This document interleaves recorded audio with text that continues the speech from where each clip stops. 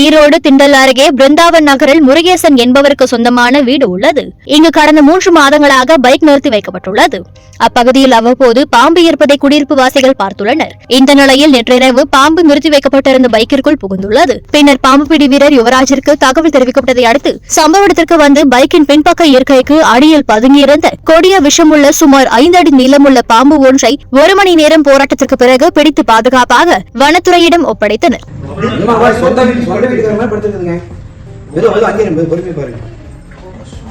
குறைஞ்சபட்சம் 1 மாசம் போய் திரும்பி புதுசா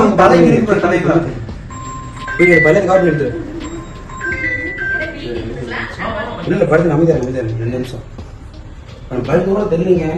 சொந்த டிஸ்டர்ப் பண்ணி பாருங்க. வாடகை பயந்துட்டு அந்த மாதிரி தான் தங்கி நல்லா பழகிச்சுங்க. புதுசா வந்துச்சு அப்படின்னா அங்கேயே லாக்கா வழி ஓடிடுங்க. இந்த மாதிரி போய் படுக்காது. இப்படி படுத்து ஜம்மு போய் பேரு